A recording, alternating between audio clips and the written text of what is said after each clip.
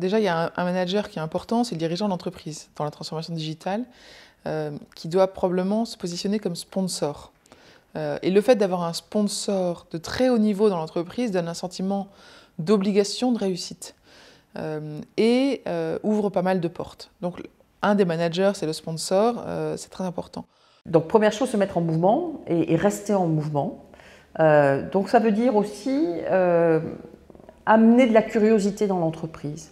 Beaucoup trop d'organisations traditionnelles sont convaincues qu'elles ont des savoir-faire qui les protègent. Hein.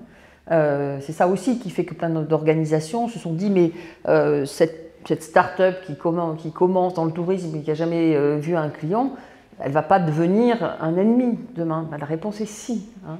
Ensuite, il y a deux types de managers qui peuvent exister. Il y a ceux qui sont proches de la direction ou du centre, et puis ceux qui vont être les opérationnels locaux des différentes business units, qui eux sont peut-être moins impliqués sur la réflexion stratégique, mais qui sont là dans le quotidien de l'opérationnel et par qui la mise en place de la transformation digitale est nécessaire.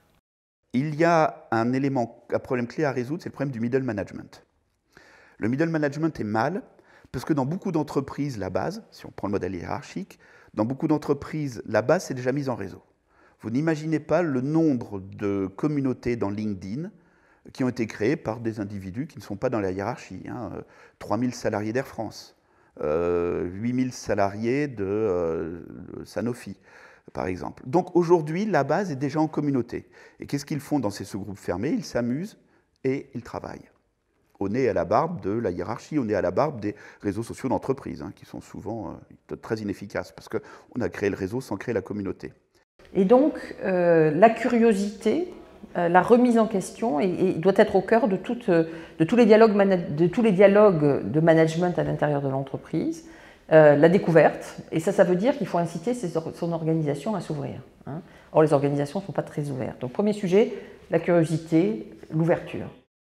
On passe par eux, on s'appuie sur eux. C'est souvent eux qui sont en contact du client final.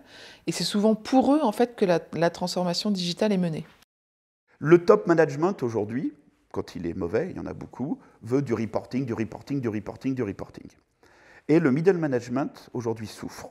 Parce que c'est là où s'exprime cette tension entre le top qui veut plus du modèle ancien et la base qui dit, écoute, toi, middle manager, ta valeur ajoutée, je la vois de moins en moins, et ta valeur retranchée, je la vois de plus en plus. Alors moi, j'ai une proposition. Il y a une part de ce management qui n'aura pas forcément sa place demain dans les organisations. On va vers des organisations plus plates, plus agiles, et donc une partie de ces managers vont devoir réinventer leur professionnalisme et aller vers des métiers différents. C'est la version très, très abrupte de la réponse.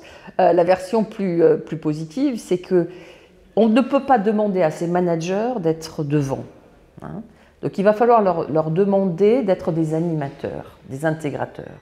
Et en fait, les managers centraux, s'ils ne s'appuient pas sur les managers locaux, risquent de passer à côté en fait, de l'objet de la transformation digitale et risquent de créer des prototypes de process ou des prototypes d'objets inadaptés à l'environnement sectoriel, aux besoins de leurs clients ou aux besoins de l'entreprise. Et les libérer de l'idée qu'ils doivent être en avance par rapport à leurs collaborateurs, parce qu'ils ne le sont pas, et qu'il est très probable que dans des organisations, ils aient quelqu'un de beaucoup plus jeune qui peuvent leur apprendre un certain nombre de domaines. Donc il faut les mettre en situation de confort dans l'idée que non, ce n'est pas eux qui sont détenteurs de l'information, c'est plus comme ça qu'on manage, ce n'est pas eux qui doivent être en avance, ils sont des facilitateurs.